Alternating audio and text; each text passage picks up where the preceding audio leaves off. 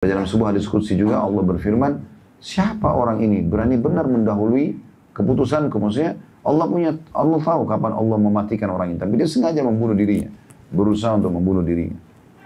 Dan dalam sebuah hadis dikatakan, siapa yang meneguk racun, maka racun itu akan diberikan di tangannya pada hari kiamat, dan dia terus meneguknya sebagai bentuk siksaan di dalam neraka jahanam selain siksa yang lain, selain pembakaran, selain pemukulan, pencincangan dan segala macam gitu.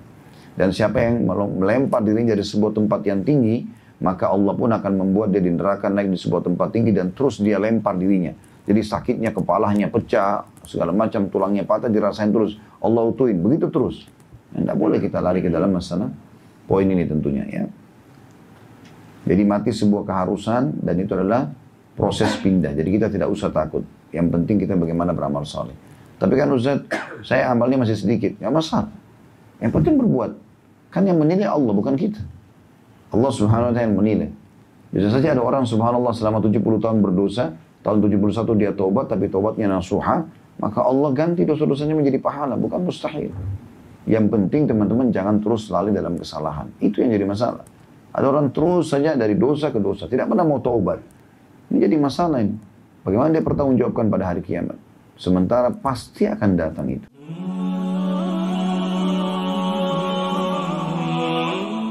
Kita suka sama orang. Itu semua orang pasti mengalaminya. Ada orang yang dia sangat cintai, dia sayangi, gitu kan. Dan dia takut kehilangan. Itu biasa. Nabi SAW pada saat ditanya oleh Amr bin As radhiyallahu anhu, siapa orang yang Anda cintai? Kata beliau, Abu Bakar. Beliau sebutkan. Padahal ucapan Nabi SAW ini akan menjadi sebuah hukum di tengah-tengah umat. Beliau bisa mengatakan misalnya, saya mencintai semua muslim. Tapi tidak, Nabi SAW sebutkan seseorang. Abu Bakar, kata Amr, ya. Pertama beliau mengatakan Aisyah. Padahal ada istri Nabi yang lain, tapi beliau sebutkan Aisyah. Kemudian ditanya, enggak ya Rasulullah, kata Amr, dari kalangan laki-laki. Maksudnya Amr bin As ini melihat muamalahnya Nabi luar biasa. Kalau ketemu sama dia santun, ramah, bersahabat sekali gitu. Amr bin As saking melihat muamalah Nabi yang lembut begitu, dia mengira dia orang yang paling dicintai. Maka dia ingin bilang di depannya para sahabat yang lain, seakan-akan ya Rasulullah, siapa yang Anda cintai? Dari kalangan laki-laki. Dia pikir namanya akan disebutkan. Maka kata Nabi SAW, Abu Bakar. Lalu dia penasaran, siapa lagi Rasulullah? Umar. Siapa lagi Rasulullah? Uthman. Siapa lagi Rasulullah? Ali. Terus begitu. Sampai Amr bin As ini datang nomor 11 atau nomor 12. Gitu. Tapi yang jelas, ada berarti orang-orang yang Nabi SAW cintai. Dan pertanyaannya apa? Siapa orang yang paling Anda cintai? Nabi aja begitu, kita juga begitu. Biasa gitu. Mencintai orang. Hanya saja cinta ini ada batasan yang harus kita tahu. Beberapa poin yang harus disadari tentang masalah cinta. Yang pertama, jangan melampaui batas. Dalam arti kata melampaui batas ini, sampai akhirnya orang yang kita cintai kalau melakukan pelanggaran agama, kita nggak tegur. Terlalu cinta sama istri atau pada suami, biar melanggar, udah deh nggak usah diingatin. Gitu kan. Ini keliru. Atau terlalu cinta pada anak, anaknya melakukan kemaksiatan, dia nggak mau luruskan. Bahkan dibela. Narkotika, udah ini, udah itu, tetap aja dibiarin. Maksudnya tidak usah dipenjarakan, tidak usah dihukum, segala macam. Enggak. Yang benar adalah biarkan merasakan hasil atau akibat daripada perbuatannya supaya dia kapok kan gitu. Itu penting. Jadi tidak boleh melampaui batas. Gitu ya. Karena semua sesuatu, segala itu kalau sudah melampaui batas, otomatis akan merusak sesuatu itu. Ada orang juga kadang-kadang melampaui batas dengan kecemburuan misalnya. Ini berbahaya sekali. Akhirnya dia tidak bisa mengontrol itu. Dan kecemburuannya melampaui batas, membuat pasangan malah tidak nyaman. Sebatas normal, kalau terjadi pelanggaran agama, misalnya istri tiba-tiba terbuka auratnya depan orang laki-laki dan kita merasa cemburu, itu normal. Atau dia berkontek-kontekan sama laki-laki yang bukan mahramnya, normal saja. Atau misalnya suami berhubungan dengan perempuan yang bukan mahramnya, bukan istri, bukan saudara, bukan saudarinya, bukan ibunya, dan seterusnya. Lalu ngomong yang tidak, sudah jelas menjurus kepada zina atau perkataan yang tidak baik, maka wajar cemburu. Tapi bukan cemburu misalnya karena kurangnya waktu, ya, atau cemburu dengan kurangnya perhatian. Mungkin kita cari udzur buat pasangan kita. Mungkin dia sedang ada kesibukan, mungkin sedang ada masalah, gitu kan. Itulah yang terjadi di kalangan para salafus saleh. Mereka mencintai iya. Tapi para istri Nabi, ummahatil mukminin sangat faham. Pada saat Nabi SAW harus pergi berperang, sekian lama nggak pulang, sebulan nggak pulang, 3 minggu nggak pulang. Mereka harus memahami bagaimana Nabi SAW membagi malam pada istri-istri yang lain. Padahal mereka sangat membutuhkan Nabi sebagai suami. Tapi kena hukum Allah. Maka mereka bisa mengontrol itu. Bagaimana tidak melampaui batas dalam masalah seperti ini. Mereka tahu agama harus didahulukan. Seperti itulah. Maka harus hati-hati. Karena kalau tidak kontrol ini jadi masalah juga. Ada orang kena membiarkan kecemburuan buta. Sehingga akhirnya membuat tembok pun dicemburui. Pasangannya berdiri di dekat tembok, kamu kenapa berdiri di sini? Pasti ada kenangannya tuh. Kan jadi masalah. Karena cemburunya buta, bukan pada tempatnya gitu ya. Atau kenapa kau suka bawa saya ke restoran ini? Pasti ada sesuatu nih. Padahal orang niatnya baik. Dan itu akhirnya merusak hubungan. Banyak sekali rumah tangga rusak karena cemburu buta. Nggak benar, bukan pada tempatnya. Jadi cinta itu, pertama tidak boleh melampaui batas. Gitu kan.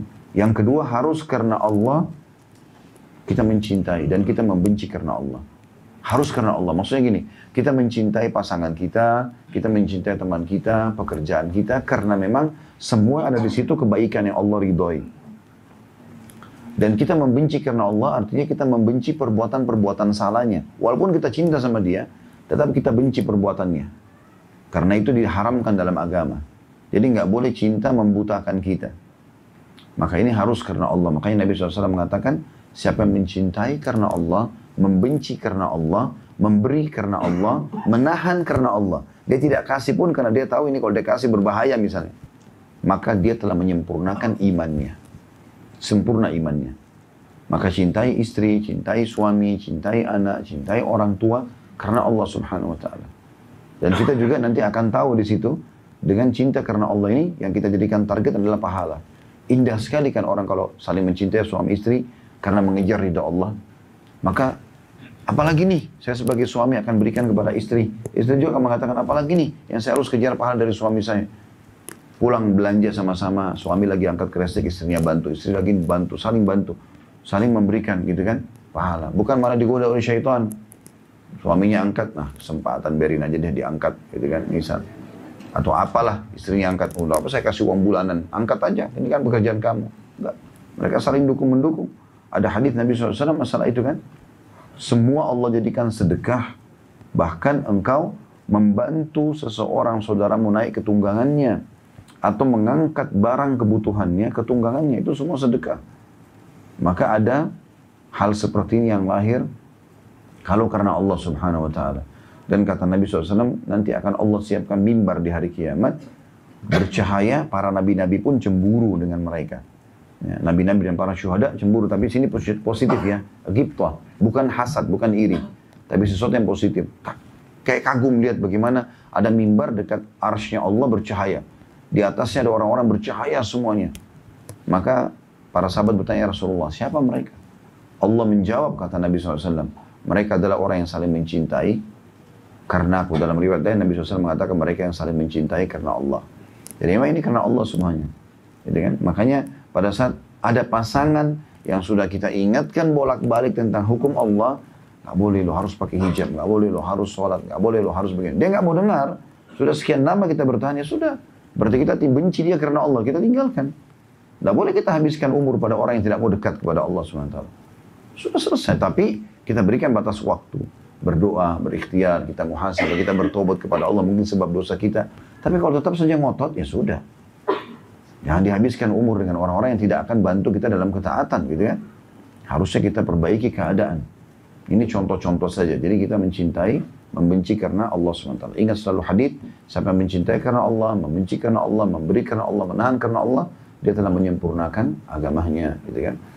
Maksud dalam hikmahnya di sini, kalau kita mencintai karena Allah Subhanahu wa taala, pada saat mereka meninggal dunia pun kita akan ridho.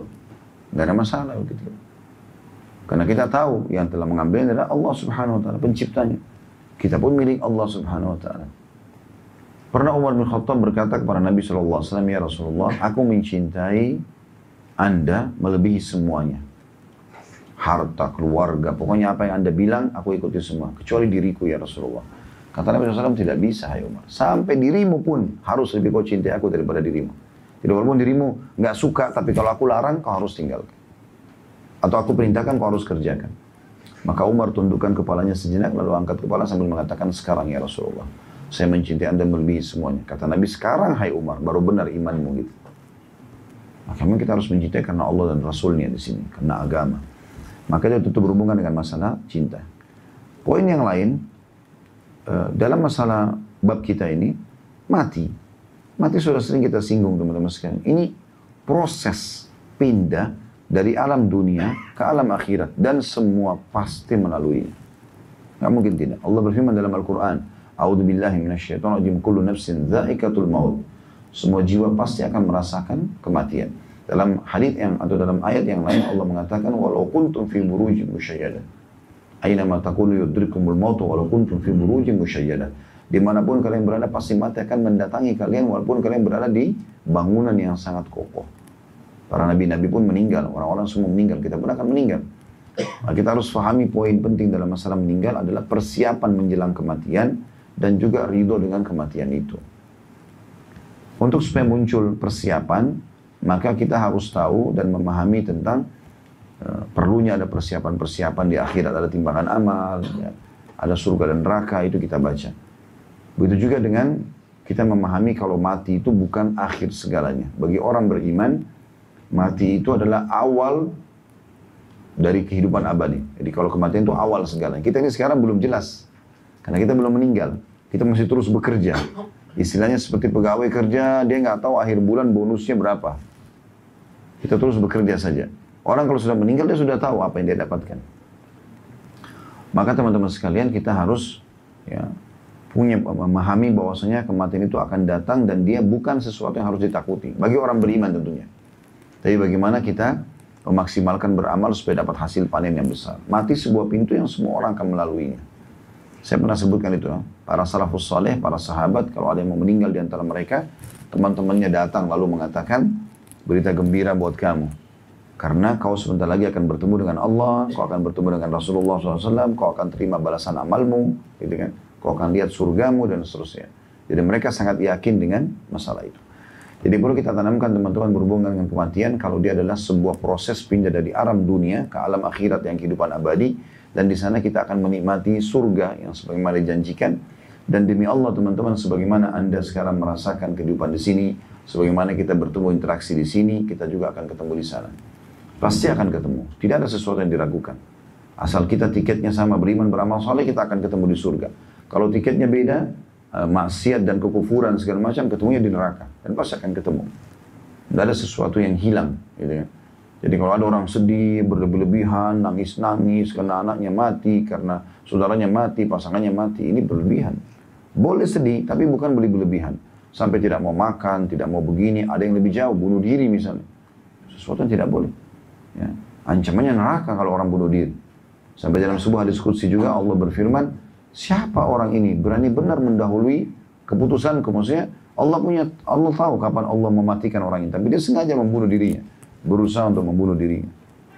Dan dalam sebuah hadis dikatakan, siapa yang meneguk racun, maka racun itu akan diberikan di tangannya pada hari kiamat, dan dia terus meneguknya sebagai bentuk siksaan di dalam neraka jahanam selain siksa yang lain. Selain pembakaran, selain pemukulan, pencincangan, dan segala macam gitu. Dan siapa yang melempar dirinya dari sebuah tempat yang tinggi, maka Allah pun akan membuat dia di neraka naik di sebuah tempat tinggi dan terus dia lempar dirinya. Jadi sakitnya, kepalanya pecah, segala macam, tulangnya patah, dirasain terus. Allah utuhin, begitu terus. Tidak boleh kita lari ke dalam masalah poin ini tentunya ya. Jadi mati sebuah keharusan dan itu adalah proses pindah. Jadi kita tidak usah takut. Yang penting kita bagaimana beramal saleh. Tapi kan Ustaz, saya amalnya masih sedikit. Nggak masalah. Yang penting berbuat. Kan yang menilai Allah, bukan kita. Allah subhanahu wa ta'ala yang menilai. Bisa saja ada orang subhanallah selama 70 tahun berdosa, tahun 71 dia taubat, tapi taubatnya nasuha, maka Allah ganti dosa-dosanya menjadi pahala, bukan mustahil. Yang penting teman-teman jangan terus lalai dalam kesalahan. Itu yang jadi masalah. Ada orang terus saja dari dosa ke dosa, tidak pernah mau taubat. Ini jadi masalah ini. Bagaimana dia bertanggungjawabkan pada hari kiamat? Sementara pasti akan datang itu. Baik, bab kita ini bicara tentang keutamaan orang yang ditinggal mati oleh orang yang dicintainya. Dengan cara dia mengharapkan pahala. Walaupun dia sedih tapi tidak berlebihan. Tetesnya air mata saja mungkin. Kenangannya orang ada, iya. Tapi dia harus paham. Sebenarnya orang yang meninggal ini sedang mendahului saya ke akhirat. Toh saya akan ketemu. Tinggal apa solusinya? Solusinya kita berbanyak amal soleh karena kesempatan Ya, kita masih dikasih umur beberapa hari, beberapa pekan, beberapa bulan, beberapa tahun ke depan. Dan juga kita memperbanyak amal soleh buat si mayit. Itu bentuk cintanya. Jadi bukan berlarut dalam kesedihan, tidak ada manfaatnya. Hadis pertama, hadis qudsi kita dalam masalah bab ini adalah hadis nomor 104 dengan sanad sahih dari Abu Hurairah radhiyallahu anhu bahwa Rasulullah SAW bersabda, "Yaqulullahu ta'ala, ma li 'abdil mu'mini 'indi jaza' idza qabadtu safiyata atau safiyahu min ahli dunya, thumma ihtasabahu illa al-jannah." Allah yang maha tinggi telah berfirman, tidak ada balasan yang diterima hambaku yang beriman di sisiku apabila aku mewafatkan sahabat orang yang dicintainya dari penduduk dunia, kemudian dia mengharapkan pahala kecuali balasan surga. Sebenarnya di sini terjemahan sahabatnya menurut saya Allah alam kurang tepat ya.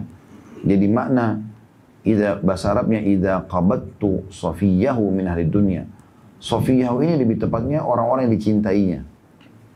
Jadi kalau di sini dibatasi misalnya terjemahnya apakah apabila aku mewafatkan sahabat orang yang dicintainya. Jadi ini kalimat sahabatnya lebih baik dihapus. Lebih tepatnya adalah apabila aku mewafatkan orang yang dicintainya. Kalimat sahabatnya dihilangkan aja di terjemahan.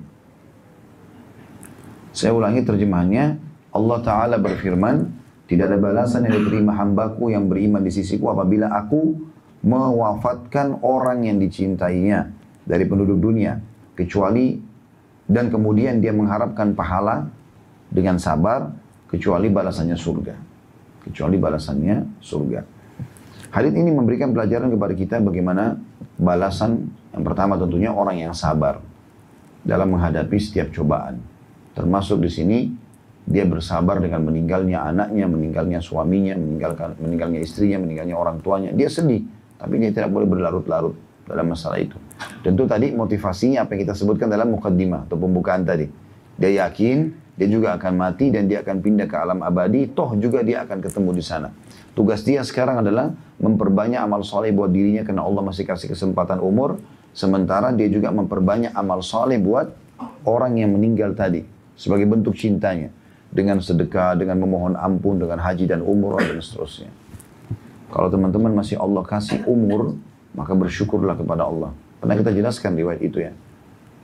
Ada 3 orang masuk Islam dari suku Udrah di zaman Nabi SAW. 3-tiganya mu'allaf nih. Lalu Nabi SAW tanya, siapa yang mau jamu ketiga mu'allaf ini?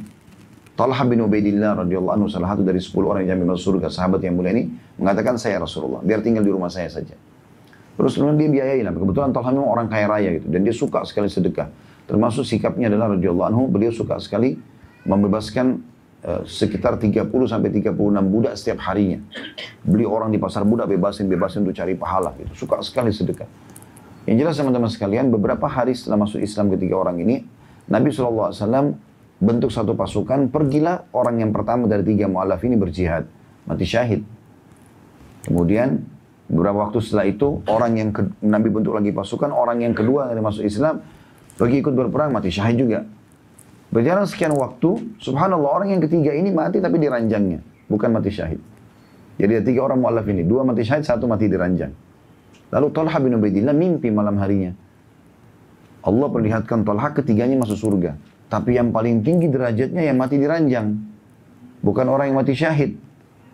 Yang mati di ranjang paling depan, istananya paling bagus. Datang orang yang kedua, yang mati terlambat tadi. Yang kedua, dan itu paling belakang orang yang mati pertama. Talha bingung pada saat itu. Dalam benak dia, orang yang mati duluan, mati syahid mungkin lebih besar pahalanya gitu kan. Atau paling tidak orang yang dua-dua mati syahid ini lebih tinggi daripada orang yang mati di atas ranjang. Maka dia datang kepada Nabi SAW menanyakan, ya Rasulullah begini. Kata Nabi SAW, kenapa kau heran hai Talha? Sesungguhnya tidak ada yang lebih baik bagi seorang muslim dibandingkan umur yang masih Allah kasih dan kesempatan beramal saleh. Ketahuilah dalam riwayat yang dikatakan jarak antara mereka seperti langit dan bumi. Maksudnya orang yang tidak mati syahid pun karena masih punya kesempatan sholat, puasa. Misal teman-teman punya istri, punya suami atau punya teman meninggal 1 bulan yang lalu. Kita masih dikasih umur sebulan. Kita meninggal sebulan setelahnya. 1 bulan ini mahal sekali nilainya. Karena kita isi dengan sholat, kita isi dengan zikir, kita isi dengan Quran, itu tidak bisa dikejar oleh orang yang sudah meninggal. Maka jangan sia-siakan ini. Artinya kalau ada orang yang meninggal yang kita cintai, tugas kita adalah kitanya lebih termotivasi untuk beramal soleh kesempatan dan juga perbanyak amal buat dia. Maka ini yang jadi poin yang harus kita ambil dari hadis ini tentunya. Kemudian ini keutamannya ya. Keutamaan yang lain adalah Nabi Allah SWT menjanjikan balasannya surga. Tentu balasan surga ya, seperti janji yang seperti dalam hadis ini itu tidak berdiri sendiri saja. Kata sebagian ulama. Jadi di sini berlaku yang pertama bagi orang muslim. Kalau kita lihat lafaz hadis secara umum, gitu kan, maka bisa semua orang mendapatkan. Tapi di sini muslim. Kemudian yang kedua yang mendapatkan ini juga adalah orang-orang yang memang tidak membatalkan keislamannya selama dia hidup. Gitu. Jadi misal ada orang masuk Islam nih. Terus kemudian meninggallah anaknya, masih dia dalam keadaan muslim. 10 tahun kemudian, dia murtad dari Islam. Apakah dia masih dapat keutamaan ini? Sudah enggak. Waktu dia masih muslim, dia dapat keutamaan ini. Tapi ternyata anaknya meninggal, tadi bisa jadi jaminan surga bagi dia. Tapi karena dia murtad sebelum meninggal dalam keadaan kafir, enggak dapat lagi keutamaan ini. Contoh misalnya. Gitu kan? Jadi ini tidak berdiri sendiri. Tapi dihubungkan dengan masalah dia harus muslim, dia tidak boleh membatalkan keislamannya atau dia murtad misalnya, gitu kan. Tidak ada indikasi-indikasi yang membuat dia masuk ke dalam neraka yang besar, yang udah pasti. Seperti misalnya ada orang meninggal anaknya, tapi dia sangat durhaka dengan orang tuanya. Misal contoh. Sementara Nabi SAW mengatakan dalam hadis lain, termasuk orang yang tidak akan masuk surga adalah orang yang durhaka sama orang tuanya misalnya.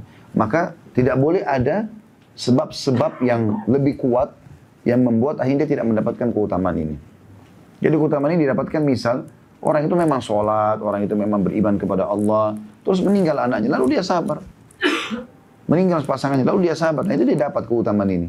Jadi tidak ada indikasi yang membatalkan untuk masuk ke dalam surga. Jelas ya? Senyap benar ini? Benar kan? Udah paham ya? Oke. Baik, selanjutnya 105 hadisnya Hasan dari Syurahbil bin Syuf'ah dari sebagian sahabat Nabi ridwanullahi alaihim bahwa dia mendengarkan Nabi SAW bersabda, yuqalu lil wildani yaumal qiyamah udkhulul jannah qala fayaqulun ya rabbi hatta yadkhula abauna wa ummahatuna qala fayatun qala fayaqulu Allahu azza wa jal ma li arakum muhbantiin udkhulul jannah qala fayaqulun ya rabbi abauna wa ummahatuna qala fayaqul udkhulul jannata antum wa abaukum. Dikatakan kepada anak-anak pada hari kiamat, maksudnya meninggal di masa anak-anak sebelum balik, masuklah ke dalam surga. Karena semua anak yang meninggal sebelum balik masuk surga. Belum ada taklif, belum ada beban hukum. Maka mereka berkata, wahai Rabb kau. Maksudnya mereka berkata kepada Allah, kami masuk setelah bapak dan ibu kami ikut masuk ke surga. Maka beliau bersabda, mereka pun datang. Lalu Allah Azza wa Jal berfirman lagi, kenapa aku melihat mereka dalam keadaan marah? Ya. Atau seperti orang yang cemberut, anak-anak ini yang disuruh masuk surga. Masuklah ke dalam surga, dikatakan pada anak-anak kecil itu. Mereka mengatakan, wahai Rabbku, bagaimana dengan bapak dan ibu kami? Maka Allah pun berfirman, masuklah ke dalam surga kalian dan orang tua kalian. Hadis diriwayatkan oleh Imam Ahmad. Hadis ini mirip dengan tadi kasusnya. Harus jaminan anak menyelamatkan orang tuanya, mereka dalam keadaan beriman. Ya.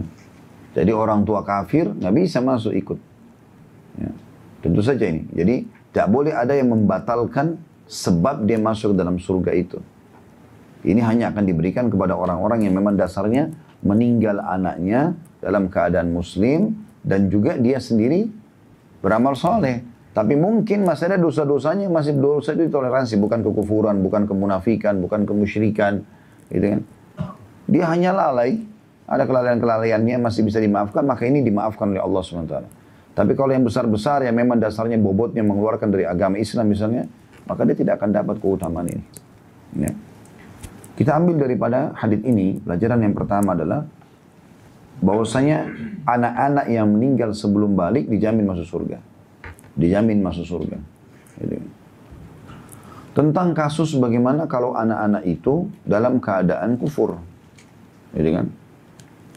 Maka di sini khilaf di antara ulama. Apakah anak orang kafir sebelum meninggal sebelum balik masuk surga? Khilaf di antara ulama. Ada yang mengatakan masuk surga. Walaupun orang tua mereka kafir. Karena dianggap mereka masih belum ada beban. Karena ada hadis yang umum yang disebutkan bahwasanya anak-anak meninggal sebelum balik masuk surga. Pendapat kedua mengatakan tidak. Dilihat dulu di sini, ada rincian. Karena ada hadis yang berbunyi, kullu mauludin yuladu alal fitrah. Semua anak-anak kalau lahir itu, yang baru lahir dalam keadaan fitrah, maksudnya Islam. Fa'abawahu yuhawidani. Nanti kedua orang tuanya menjadikannya Yahudi, kalau orang tuanya Yahudi. Au yunassirani, atau menjadikannya Nasrani, ataupun yumajisani, menjadikannya Majusi. Maka dilihat apakah anak-anak ini sudah fanatik dengan agama-agama orang tuanya, gitu kan. Walaupun dia masih kecil, 8 tahun, 9 tahun, tapi ternyata luar biasa fanatiknya dengan agama Yahudinya, agama Nasraninya, dengan keyakinannya. Jadi kan dicetak, dikader menjadi orang-orang yang mempertahankan agama itu lain. Gitu kan. Maka orang seperti ini, Allah SWT akan uji pada hari kiamat. Diuji. Ada sebuah riwayat yang menjelaskan, orang-orang kafir yang belum sampai kepadanya dakwah. Misal, kalau zaman sekarang kan umumnya insya Allah dakwah sudah sampai ya, karena medsos luar biasa masuk ke pelosok-pelosok muka bumi ini. Tapi ada zaman-zaman dulu, kita anggap sebelum ada handphone, sebelum ada internet, mungkin berapa puluh tahun atau ratusan tahun yang lalu. Gitu kan. Nabi SAW sudah meninggal 1400 tahun yang lalu. Tapi beberapa ratus tahun yang lalu itu belum ada mungkin orang yang, ada beberapa pelosok yang belum sampai. Maka ini akan diuji oleh Allah Subhanahu Wa Taala. Dalam sebuah riwayat dikatakan akan diuji oleh Allah Subhanahu Wa Taala. Allah nanti datangkan mereka di depan neraka, lalu Allah suruh mereka loncat ke neraka itu. Buang dirinya sebagai bentuk patuh nggak kepada Allah. Kata Nabi SAW, dan kalau mereka yang patuh sengaja mau melemparkan dirinya ke neraka karena patuh kepada Allah, yakin Allah Tuhannya, maka mereka tidak akan disentuh sedikit pun oleh panasnya api neraka itu. Dan Allah masukkan mereka ke dalam surga. Karena dasarnya orang ini kalau sampai padanya berita, dia akan beriman. Terbukti, waktu disuruh loncat ke neraka oleh Allah, dia mau. Dan yang tidak mau, berarti dia akan kufur kalaupun datang risalah kepadanya. Tapi ini khusus orang-orang yang tidak sampai padanya dakwah, gitu kan. Zaman-zaman dulu di pelosok-pelosok muka bumi ini. Ya. Allahu alam kalau zaman sekarang masih ada. Gitu. Karena saya dengar ada beberapa perkampungan-perkampungan di pelosok bumi ini mungkin yang belum terjangkau. Orang-orangnya baru ditemukan, ya, mereka hidupnya masih sangat alami dengan alam dan seterusnya. Itu mungkin bisa kita bahasakan contoh-contoh seperti itu. Tapi di zaman dulu mungkin banyak terjadi ini. Itu termasuk yang kita ambil di sini tentang masalah pelajaran pertama, anak-anak ya, yang meninggal sebelum balik masuk ke dalam surga, dan di sini sudah kita sebutkan tadi. Kemudian di sini pelajaran yang kedua yang kita ambil tentang pertanyaan Allah Subhanahu Wa Taala.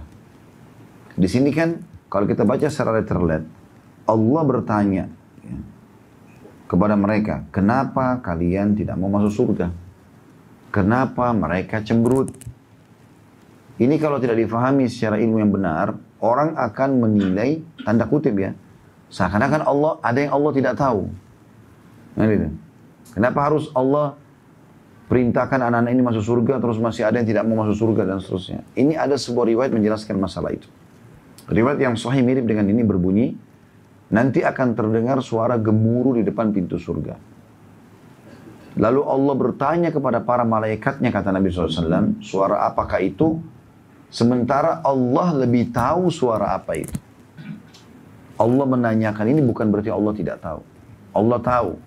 Tapi Allah menjadikan itu sebagai proses interaksi antara Allah sang pencipta dengan para malaikat. Ya kan? Untuk membuat kita ini manusia tidak punya hujjah lagi. Nggak punya bantahan di hadapan Allah SWT pada hari kiamat. Kenapa ya Allah? Kenapa ya Allah? Maka Allah buat proses seperti ini. Allah bisa saja masukkan ke surga tanpa harus menjelaskan kepada manusia kenapa. Allah bisa masukkan ke neraka ciptaannya tanpa menjelaskan kenapa. Tapi Allah SWT tidak turunkan syariatnya, Allah jelaskan, Allah segala macam gitu. Jadi pertanyaan ini bukan berarti Allah tidak faham. Makanya hadis yang menjelaskan tadi. Akan terdengar gemuruh di depan surga, lalu Allah bertanya kepada para malaikatnya suara apakah itu, sementara Allah lebih tahu suara apa itu. Maka mereka berkata itu adalah anak-anak muslim yang meninggal sebelum balik. Mereka minta agar orang tua mereka dimasukkan bersama mereka ke surga. Lalu Allah berfirman, masukkanlah mereka bersama orang tuanya ke dalam surga. Kemudian pelajaran yang ketiga adalah keutamaan bagi orang yang memiliki anak meninggal sebelum balik. Ya. Jadi ini sangat berhubungan dengan poin yang sebelumnya tadi, hadis sebelumnya, hadis 104. Kalau ada orang, tentu anak ini beda ya. Subhanallah, anak ini tidak ada istilah mantan anak. Ini. Tapi kalau pasangan cerai, ada dikatakan mantan istri, mantan suami. Tapi anak nggak mungkin, gitu ya. Mereka sekali lahir ya sudah statusnya anak kita di dunia dan di akhirat, gitu kan. Maka setiap ayah dan ibu pasti punya kedekatan jiwa dengan anaknya. Kenapa di sini dalam hadis hanya disebutkan anak? Kenapa bukan saudara? Kenapa nggak ada orang tua? Karena ulama, karena anak punya kedekatan jiwa tersendiri. Mereka punya kedekatan jiwa. Kapan kita baik sama mereka di masa kecil, mereka akan bakti sama kita di masa tua. Gitu kan? Mereka termasuk amal-amal jariah. Bahkan anak-anak ini bisa mengejutkan orang tuanya, gitu kan, dengan pahala yang besar. Disebutkan dalam sebuah hadis Bukhari, pada hari kiamat nanti ada orang di surga diberikan pahala bergunung, atau pada saat mau masuk surga diberikan pahala bergunung-gunung dan diangkat derajat yang sangat tinggi, derajat sangat tinggi di surga. Karena mereka tahu ini belum pernah mereka buat, maka mereka mengatakan, dari mana ini pahala-pahala ini, derajat tinggi ini? Maka para malaikat mengatakan, dari istighfar anakmu untukmu. Jadi manfaatnya besar sekali gitu ya. Seperti itulah. Maka di sini ada keutamaan tersendiri. Kalau Allah SWT karunia bapak ibu anak, maka bersyukurlah kepada Allah SWT tentunya. Dan ini tanpa menyinggung orang yang belum dikarunia anak tentunya. Nanti kita coba berikhtiar, kita coba berdoa. Yang belum dikarunia terus berusaha supaya Allah SWT berikan kepada yang sudah Allah berikan. Jangan malah disiksa anaknya. Banyak orang begitu. Dia jadikan anak itu sebagai ajang emosional. Sedikit-sedikit marah, sedikit-sedikit pukul, diusir. Akhirnya menjadi anak-anak yang rusak. Ya, hanya rusak di masyarakat. Kita temukan yang jadi preman-preman segala macam, memang broken home di rumah gitu. Rusak semuanya karena orang tuanya kasar, taunya benci sama dia, taunya cuma dimarahin dan segala macam hal. Kita justru terbalik, rawat mereka dengan baik, jadikan mereka sebagai amal jariah. Apalagi kalau bapak ibu dikarunia anak perempuan, itu luar biasa keutamaannya. Sampai tentu anak laki-laki sama perempuan kita harus adil, tapi kalau karunia anak perempuan, orang-orang Quraisy benci dengan itu. Mereka nggak suka dulu sebelum Islam ya. Allah ceritakan dalam Al-Quran, kalau Allah kasih mereka anak perempuan, muka mereka memerah dan marah. Dan mereka cuma bisa punya dua pilihan pada saat itu. Mereka mempertahankan anak perempuannya tapi malu di tengah-tengah masyarakat. Karena dianggap anak perempuan tidak akan punya kedudukan. Gak bisa jadi kepala suku, gak bisa jadi prajurit perang, gak bisa jadi panglima perang, gak bisa kerja cari nafkah, gak bisa begini dan begitu. Perempuan hanya sekedar dianggap tempat untuk melahirkan anak, selesai. Gitu kan. Maka mereka umumnya mempertahankan dalam kondisi malu atau membunuh anaknya hidup-hidup. Kita sudah tahu Allah turunkan banyak ayat Al-Quran berhubungan dengan masalah Allah menegur mereka. Wa idal mau'udatu su'ilat bi'ayyi dzambin qutilat. Pada saat anak-anak bayi perempuan yang dikubur hidup-hidup itu ditanya, kenapa? Dosa apa mereka lakukan?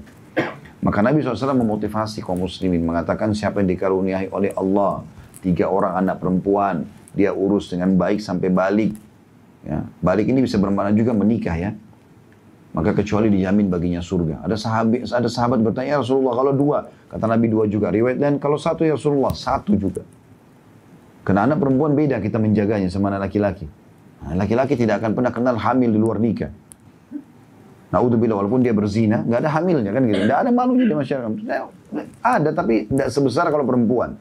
Sekali tercoreng, coreng namanya, coreng nama keluarganya semua. Gitu kan? Sekali perawannya pecah bukan pada suaminya, maka sudah cukup merusak citranya di mana-mana gitu. Maka menjaganya beda gitu ya. Kalau anak ini luar biasa keutamaan-keutamaannya. Tapi kita harus tetap berlaku adil. Anak laki-laki pun berlaku adil. Kalau ada yang bertanya kenapa perempuan didahulukan dari sisi keutamaannya, sebagian ulama coba menjawab masalah itu, mengatakan karena anak perempuan memang batas dia berbakti pada orang tuanya ada. hanya sampai dia menikah, kan gitu. Dan setelah menikah juga boleh berbakti, tapi tidak sebesar anak laki-laki. Kalau sudah menikah perempuan, dia harus bakti nomor satu kepada suaminya. Suaminya bilang jangan keluar, orang tuanya bilang keluar, maka dia tidak boleh keluar. Kan gitu. Tapi kalau anak laki-laki, mau sudah menikah atau belum menikah, sama. Orang tua nomor satu. Gak boleh didahulukan istrinya. Bahkan bisa masuk dalam bab durhaka. Ya, kalau istrinya bilang, pilih saya atau ibumu. Ya tentu ibunya. Gak mungkin ini. Makanya jangan muslimah jadi bodoh di sini selalu mengatakan itu pada suaminya gitu kan. Pilih saya, kok kalau ibumu selalu perhatian, kalau saya enggak, pilih saya atau ibumu. Ya pasti ibunya lah. Gitu kan. Nggak boleh seperti ini.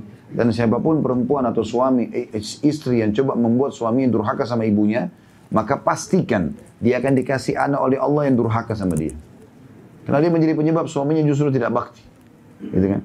Lagi weekend, mungkin suami lagi mau ketemu orang tuanya, enggak, lebih dahulukan ke mall. Temani dulu ketemu mertua, ketemu orang tua. Setelah itu baru kita jalan hajat kita. Kesempatan mengejar pahala. Apa yang dipanen pahala dari orang yang melakukan amal soleh dan kita penyebabnya, kita akan dapat pahala yang sama loh. Jadi misal istri mengatakan, malah dia ingatkan suaminya, itu ibu sudah lama loh kita nggak datangin, kita ke sana dulu yuk. Misal suaminya lalu datang berbakti, maka suaminya dapat pahala berbakti, istrinya dapat pahala bakti itu. Karena dia kan yang menyuruhnya, dia memotivasi untuk itu. Sama kalau saya pergi masjid sholat, saya motivasi orang, ayo sholat yuk, lalu dia ke masjid, saya juga panen pahalanya. Gitu kan? Contoh saja, maka harusnya seperti itu keadaannya. Itu juga pelajaran di sini yang bisa diambil daripada hadis ya. Jadi pelajaran kedua, pertanyaan Allah Azza wa Jalla di sini bukan berarti Allah tidak faham, tapi Allah mengetahui masalah itu, cuman Allah menutup semua celah pertanyaan dan pembantahan hamba pada hari kiamat. Tidak ada hujah lagi mereka. Selanjutnya adalah hadis yang 106, ini mirip semuanya. Hadisnya Hasan dari Abu Umamah radhiyallahu anhu. Nabi SAW bersabda, yaqulullahu subhanahu wa ta'ala, Ibnu Adam, in sabarta wahtasabta inda sadmatil ula, lam arda laka thawaban dunal jannah. Riwayat Ibnu Majah. Allah Azza wa Jalla berfirman, wahai anak Adam, jika kamu bersabar dan mengharap pahala pada saat pukulan atau musibah pertama kali datang, hari pertama kematian, hari pertama bangkrut, hari pertama dan seterusnya, atau hari-hari pertamanya lah, sepekan pertama, sebulan pertama, maka aku tidak ridho memberikan untukmu pahala selain surga. Poin penting dalam hadis ini teman-teman sekalian, kita harus tahu, dan ini sudah sering kita ingatkan, kita ulangi lagi. Ada sunnatullah yang Allah ciptakan, ada sistem berpasang-pasangan, siang, pagi dan malam, laki-laki dan perempuan, lapar dan kenyang, ya, muda dan tua, gitu kan, senang dan sedih, memang begitu. Ini sunnatullah, berpasang-pasangan. Tidak mungkin teman-teman kita hidup di muka bumi ini, semuanya hidup kita enak. Nggak ada itu. Camkan itu baik-baik, tidak ada. Nggak ada orang dari pertama lahir sampai mati nggak ada cobaannya, nggak ada. Mau kafir atau beriman. Karena Allah bilang dalam Al-Baqarah 155 masalah itu. A'udzu billahi minasyaitonir wa lanabluwannakum bisyai'in minal khaufi wal ju'i wa naqsin minal amwali wal anfusi wath thamarat wa basyyiris sabirin. Kami pasti akan menguji kalian, ya. Di sini. Wa lanabluwannakum bisyai', dengan sedikit. Sebenarnya bagi Allah itu sangat sedikit. Mungkin manusia kadang-kadang menganggapnya besar gitu.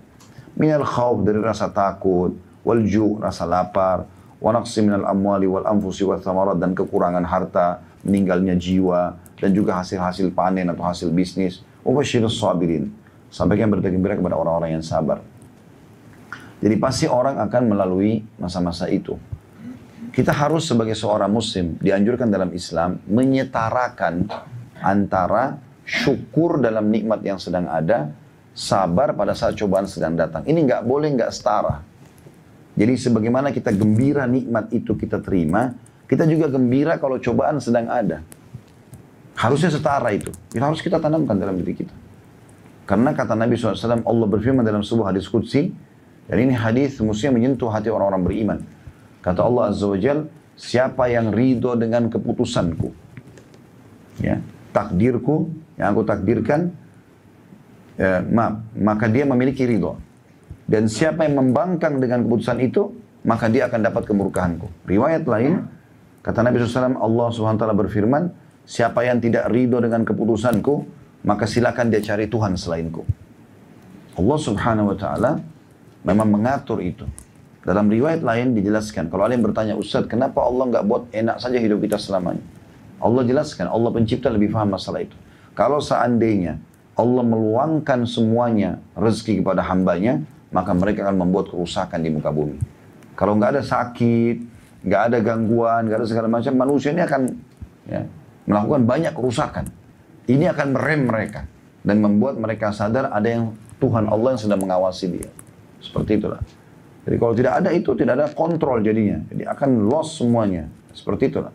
Jadi cobaan ini teman-teman adalah sesuatu yang harusnya kita nikmati. Ada sebuah hadits Nabi juga yang berbunyi, ketahuilah, ada hamba-hamba beriman, kata Nabi SAW. Waktu ditanya oleh para sahabat, ya Rasulullah, siapa orang yang paling berat cobaannya? Kata Nabi SAW, para nabi-nabi. Lalu siapa ya Rasulullah? Orang yang mendekati imannya para nabi-nabi. Jadi kalau Bapak Ibu merasa cobaannya kok berat sekali, itu bertanda keimanan. Ya.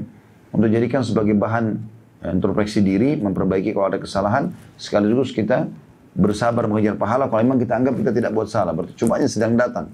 Tiba-tiba jalan orang caci maki lah, apalah segala macam. Kita nggak ada kesalahan sebelumnya, maka itu berarti peninggian derajat gitu kan. Kata Nabi SAW, orang-orang yang mendekati iman para nabi-nabi, ketahuilah, orang-orang beriman itu, kata Nabi SAW, maksudnya orang yang sudah sampai pada level tingkat iman yang tinggi, mereka diuji oleh Allah sampai pada tingkat mereka tidak punya tambalan baju mereka. Diuji sama Allah dengan kemiskinan sampai mereka tidak punya tambalan baju kecuali sisa-sisa kain yang mereka temukan dan mereka tampal.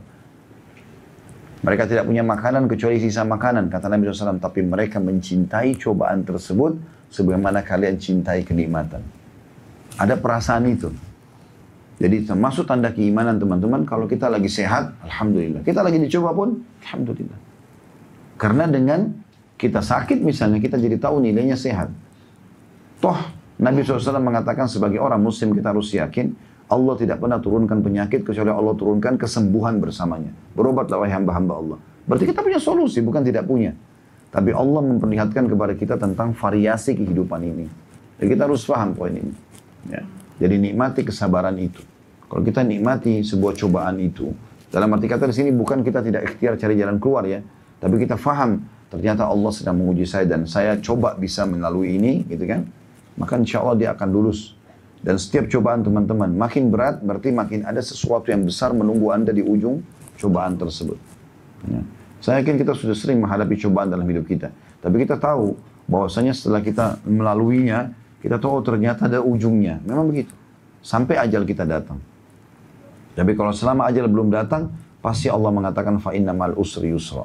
Inna ma'al usri yusra. Pasti ada setelah kesulitan ada kemudahan. Ya. Sebagian ulama bahkan mengatakan orang itu jadikan sebagai bahan muhasabah atau tidak, tetap permasalahannya akan redah. Jadi, kan? Kata Nabi SAW dalam hadis yang lain, Allah menciptakan segala sesuatunya itu bermula dari kecil, baru membesar. Kayak kita manusia misalnya, bayi, anak-anak baru besar gitu kan. Pohon, Allah ciptakan bibit kecil sampai jadi pohon besar. Begitu semuanya, kecuali cobaan. Allah ciptakan dia besar dulu, baru dia mengecil. Begitu hadisnya. Jadi semua masalah pasti kita anggap besar awalnya, tapi nanti jadi kecil dia. Kata ulama, orang itu memahami itu sebagai pelajaran dari Allah, sehingga dia muhasabah, dia istighfar, dia kesempatan dekatkan diri pada Allah, atau orang itu tidak jadikan bahan muhasabah. Dia akan lalui permasalahannya itu. Tapi mungkin ada orang, kalau tidak jadikan bahan muhasabah, tidak mengembalikan hak orang lain, nanti hukumannya ada, bisa dia dipenjara, apa segala macam. Tapi akan reda. Nanti akan kecil masalah itu bagi dia. Dia akan merasa jadi kecil. Beruntunglah orang yang menjadikan kesempatan cobaan yang datang itu sebagai ajang pendekatan diri kepada Allah. Karena saat itu kita bisa nangis pada saat ibadah. Kalau kita pernah Bapak Ibu mungkin hadapi masalah berat, lalu Bapak Ibu sampai tetesin air mata, nangis, mohon sama Allah, itu mahal sekali nilainya. Mahal. Belum tentu kita kalau sekarang lagi sehat begini, lagi tidak ada masalah, kalau kita mau nangis, belum tentu keluar air matanya. Kalau kita tahu nilai pahalanya itu luar biasa. Maka ini poin yang harus kita ketahui. Allah menjanjikan pahala yang sangat besar. Allah mengatakan, wahai anak Adam, jika kau bersabar dan mengharap pahala pada saat pukulan pertama, sadmatil ula, awal terjadi kejadian, di situ memang besarnya itu. Nanti dia akan mengecil. Meninggalnya orang dicintai misalnya. Hari pertama, hari kedua, seminggu, sebulan. Sekarang di sini teman-teman yang sudah meninggal orang tuanya. Hari apa kita nangis? Pertama, Kedua, sekarang setelah setahun, setelah 10 tahun, masih nangis. Udah enggak, dia kecil. Otomatis gitu kan. Seperti itulah. Justru pukulan pertama itu dibutuhkan kesabaran di situ. Dikatakan, maka aku tidak ridho. Allah sendiri tidak, ya, tidak kita bahasakan dengan bahasa misalnya Allah tidak ridho, dalam arti kata di sini Allah memaksakan dirinya, enggak. Tapi Allah Subhanahu Wa Taala memang memastikan pada dirinya sendiri sebagai janji yang benar, dan Allah tidak akan pungkiri janjinya. Dia tidak akan memberi balasan dengan orang seperti ini kecuali kesabaran. Dan ini berarti dia tidak akan mendapatkan kecuali surga. Dan ini menandakan teman-teman, dalam hidup kita banyak sekali peluang masuk ke dalam surga, karena selalu ada saja cobaan. Yang penting sabar di pukulan pertamanya, gitu ya. Kesabaran itu. Misalnya, contoh sederhana, kita bangun tidur sakit. Ya itu masalahnya di situ. Kalau kita sabar, oh Allah lagi uji saya, alhamdulillah, sebagaimana Allah sudah kasih saya sehat, cukup. Kita coba renungi nikmat-nikmat Allah. Dalam 1 tahun 365 hari, kan itu, kita sudah Allah berikan kesehatan misalnya. Tahun depan baru Allah kasih flu. Berarti flu ini paling seminggu, 10 hari gitu kan. Tapi kalau kita pertemukan dengan nikmat Allah, setahun Allah tidak kasih kita sakit, itu kan tidak berimbang sebenarnya. Jadi kita lihat nikmat-nikmat Allah yang besar kepada kita. Jangan selalu kufur nikmat. Berbahaya teman-teman sekalian. Berkeluh kesah selalu, seakan-akan tidak punya apa-apa. Ada orang begitu. Badannya sehat, mobilnya bagus, semuanya bagus. Begitu ketemu keluh kesah. Ini bahaya sekali, kufur nikmat.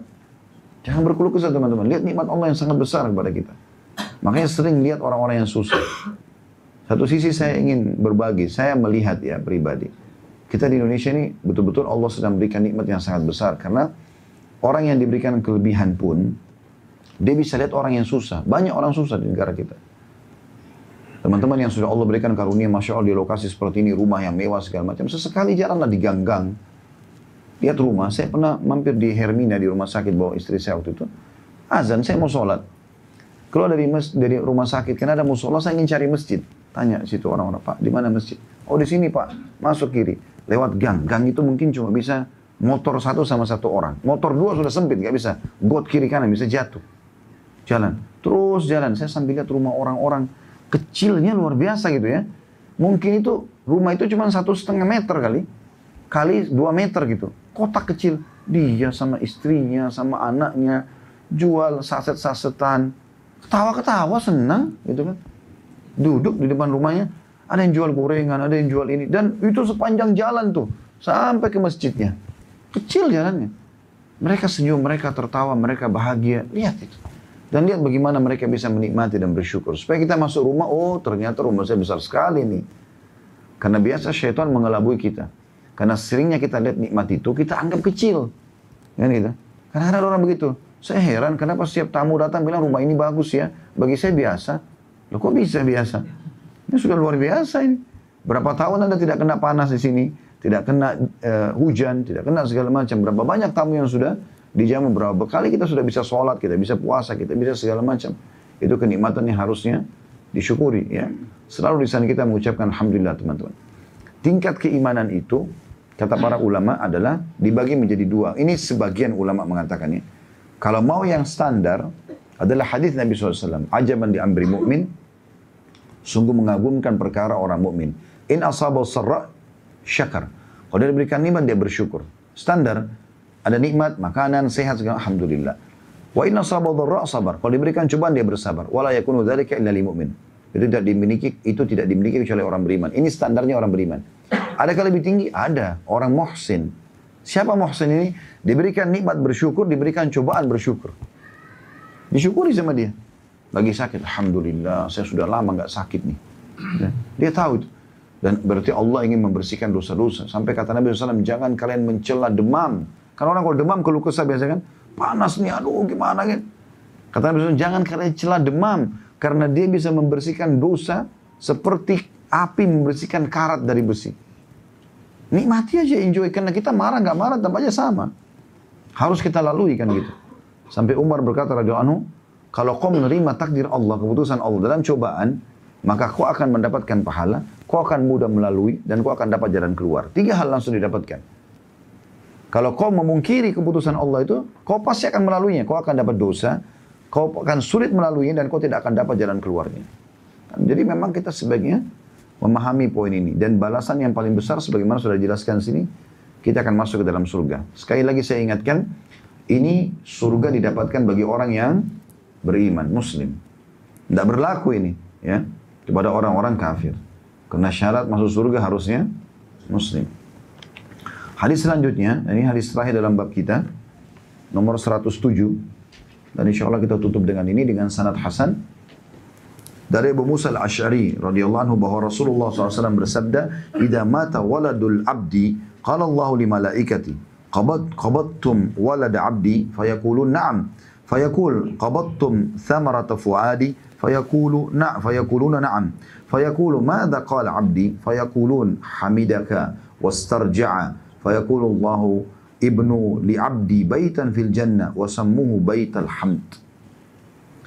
Jika anak seorang hamba meninggal, seseorang di antara kita anaknya meninggal dunia sebelum dia, maka Allah bertanya kepada para malaikatnya, "Kalian telah mencabut nyawa anak hambaku?" Mereka menjawab, "Iya." Lalu dia bertanya lagi, Allah SWT, "Kalian telah mengambil buah hatinya?" Mereka menjawab, "Iya." Lalu dia lagi bertanya, Subhanahu wa ta'ala, "Apa yang dikatakan hambaku pada saat kalian mencabut ruhnya anaknya?" Mereka menjawab, para malaikat, "Dia memujimu dan beristirja." Alhamdulillah. Nah, mengucapkan inna lillahi wa inna ilaihi raji'un, selain memujimu, alhamdulillah, dia juga mengucapkan kalimat istirja, artinya kami milik Allah, kami akan kembali kepada Allah. Inna lillahi wa inna ilaihi raji'un. Lalu Allah berfirman, "Bangunlah sebuah rumah atau istana di surga untuk hambaku itu, dan berilah namanya, nama istana itu dengan Baitul Hamd, atau rumah pujian." Hadis ini riwayat Tirmidzi dan Ibnu Hibban dan dihasankan oleh Syekh Albani. Kita ambil pelajaran-pelajaran dari hadis ini, teman-teman. Yang pertama mirip dengan sebelumnya tadi. Sebab pertanyaan Allah Subhanahu wa taala di sini bukan berarti Allah tidak faham. Allah Subhanahu wa taala alim. Nah, maha mengetahui segala sesuatunya. Ya, alim ini artinya pakai ain, maha mengetahui. Ya. Dan Allah Subhanahu wa taala bertanya kepada para malaikatnya ini untuk menunjukkan kepada kita manusia ada interaksi antara Allah dengan makhluknya, gitu kan. Lalu dia bertanya supaya malaikat ini menjalankan tugasnya. Jadi bukan karena Allah tidak faham, tapi Allah Subhanahu wa taala memahami masalah itu. Di sini kan pertanyaan Allah, "Apakah kalian mencabut ruhnya anak hambaku?" Mereka mengatakan iya. "Apakah kalian mengambil buah hatinya?" Mereka mengatakan iya. Pertanyaan Allah bukan tidak faham, karena Allah yang tentukan keputusan itu. Ya. Pelajaran kedua yang kita bisa ambil, sebagaimana juga saya jelaskan tadi, anak memang itu adalah buah hati. Bagi orang yang ikhlas mendapatkan anak itu. Karena ada orang juga tidak mengharapkan anak. Gitu kan? Dia menikah memang tidak mau punya anak dari awal. Maka innamal a'malu binniyat. Allah kan tidak akan kasih dia anak gitu. Tapi di sini, kalaupun ada, maka memang mereka buah hati kita. Harusnya kita melihat mereka bagian daripada tubuh kita. Bagaimana Bapak Ibu menjaga tangannya, menjaga matanya, menjaga anggota tubuhnya semua supaya tetap sehat, rapi, bersih. Begitulah kita harus berlaku pada anak-anak kita sebagai amanah. Dan kalau teman-teman mau lihat penghuni surga yang masih hidup di muka bumi, itu anak-anak kita yang belum balik. Itu mati masuk surga. Saya bilang sama istri saya, mau lihat ahli surga, lihat anak-anak ini sekarang. Ini mereka meninggal masuk surga. Bukan cuma itu. Kita sebagai orang tuanya jadi dapat bonus nih. Mereka masuk surga, kita juga ditarik sama mereka. Gitu kan? Maka berbuat baik sama mereka. Ini yang bertakwa kepada Allah, orang yang suka tahu emosional aja sama anaknya, marah sana sini, selalu salah. Anaknya nggak ada benarnya. Begitu masuk rumah yang paling pertama adalah marah dulu. Gak ada waktu. Teman-teman simpan handphonenya, duduk ngobrol sama anak-anak, gitu kan. Ini penting untuk duduk ngobrol sama mereka, tanyakan bagaimana Allah ceritakan interaksi antara Ibrahim alaihissalam sama Ismail, anaknya, gitu kan. Dan bagaimana Ismail karena kedekatan diri sama ayahnya yang saleh, akhirnya juga menjadi saleh, Allah nobatkan jadi nabi. Sampai waktu mau disembelih dia pasrahkan dirinya. Karena ada interaksi antara orang tua sama anak, diceritakan kan gitu. Bagaimana Imran dengan istrinya dalam surah Imran berdoa kepada Allah SWT agar anak yang lahir di perutnya atau hamil di perutnya istrinya Imran ini menjadi anak yang saleh, laki-laki atau perempuan, dan lahirlah Maryam. Dan Maryam dididik dengan baik sampai akhirnya Allah sucikan, Allah muliakan, lahirlah Isa dari rahimnya dan seterusnya. Dan banyak sekali kisah-kisah berhubungan dengan masalah hal-hal seperti ini. Maka butuh ada komunikasi. Di antara hal yang baik dalam komunikasi adalah Tentu jangan juga teman-teman kita ini yang diatur oleh anak-anak, tapi kita yang mengatur. Itu termasuk poin yang harus digarisbawahi dalam pendidikan anak. Biasakan, saya pernah bilang itu, kalau ada anak, jangan kasih pilihan kepada mereka. Tapi kita yang memberikan sebagai orang tua, karena kita lebih paham, gitu kan. Tapi kita selalu niatkan ikhlas, karena ini amanah dari Allah, supaya kita dapat pahala dari anak itu. Ya. Ada juga orang tua terlalu berlebihan dalam mencintai anak, akhirnya selalu, ada pernah gitu beberapa jemaah kami umroh, anaknya masih kecil, tapi selalu dia tanya, bagaimana dek, bagaimana dek, anaknya terus ditanya, masih kecil, belum paham apa-apa. Akhirnya anaknya mengatakan, udah kita sholat sini aja ayah, kita di sini aja, ayahnya diatur. Enggak, ini enggak benar juga. Jadi bukan seperti itu, karena anak itu belum paham, biarkan dia mengambil ilmu dari kita. Jadi harus pada tempatnya ini, harus pada tempatnya. Tapi intinya teman-teman menyayangi anak bagian daripada syariat kita. Dan kita memang harus mengetahui mereka adalah buah hati kita atau bagian dari diri kita sendiri. Sebagaimana kita mau bermuamalah yang baik, menjaga diri kita, merawat, maka begitu juga kita merawat mereka sebaik mungkin. Dan kita dengan memberikan yang terbaik pada mereka, dari doa, dari makanan yang halal, minuman yang halal, pendidikan yang baik, berarti kita sudah menjalankan tugas sebagai orang tua. Itu diambil daripada potongan Allah SWT mengatakan, qabattum thamarata fuadi. Kalian mengeremut buah hatinya. Ya, berarti anak-anak memang bagian daripada kita, gitu ya. Kemudian di sini pelajaran yang lain yang ketiga kita ambil adalah bagaimana orang yang mendapatkan istana di surga dengan istilah istana hamd atau istana pujian hanya orang yang pada saat meninggal anaknya, ada di sini syaratnya ya. Waktu Allah bertanya malaikat ya, apa yang hambaku katakan pada saat kalian wafatkan anaknya? Maka dua, hamidaka wastarja'ah. Hamidaka artinya mereka memujimu. Jadi yang kalimat pertama terucapkan pada saat musibah datang, alhamdulillah. Gitu kan? Seperti itulah. Alhamdulillah. Saya pernah cerita tentang Urwa bin Zubair, kalau masih ingat rahimahullah, seorang ulama tabi'in. Kakinya dipotong satu. Waktu dia dipotong satu bersamaan dengan waktu yang sama anaknya meninggal, maka orang datang bertakziah ke rumahnya untuk anaknya kena meninggal juga karena kakinya dipotong, gitu kan? Tanpa sakit, tanpa apa gitu, tiba-tiba ada kena penyakit yang membuat kakinya harus dipotong. Ringkas cerita akhirnya orang-orang datang. Begitu orang datang, banyak orang yang tidak tahu mau ngucapin apa, karena ini ulama besar, mau diajarin apa, dia faham gitu kan. Tapi akhirnya ada orang memperlihatkan wajah-wajah yang sedih. Maka kata Urwa sambil tersenyum, dia mengatakan, jangan ada yang mengucapkan kepadaku kalimat kesedihan. Karena sungguhnya Allah mengaruniakan aku 4 orang anak, Allah ambil 1. Alhamdulillah.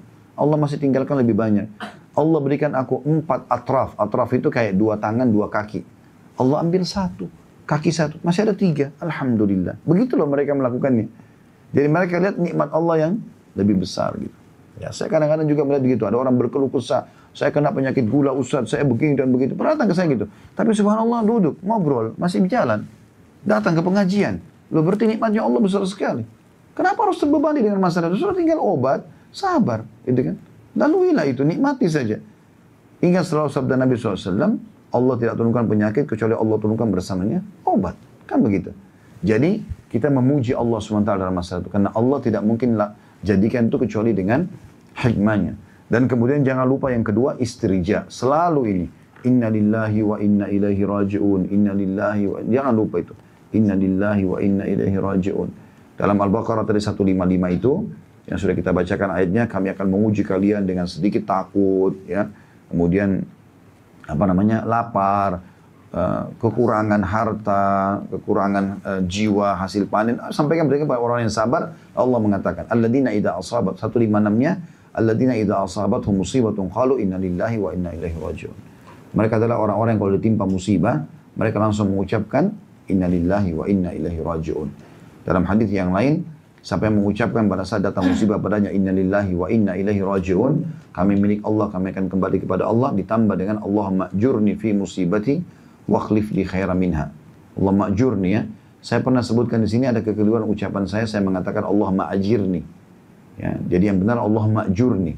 Ya Allah balaskanlah aku. Berikan aku balasan pahala dalam musibahku ini. Wakhlif li khairan minha, dan gantikan aku yang lebih baik darinya. Kecuali Allah akan ganti kesedihannya menjadi kegembiraan. Seperti itulah. Jadi seakan-akan kalau ada orang meninggal anaknya, dia ucapkan kalimat ini, seperti dia sedang minta sama Allah digantikan anak yang lain. Ya, bercerainya dengan pasangannya mungkin yang buruk, maka Allah gantikan pasangan lebih baik dan seterusnya. bangkrutnya usahanya, dipecatnya dalam usaha. Dia kalau ucapkan ini maka Allah akan gantikan yang lebih baik.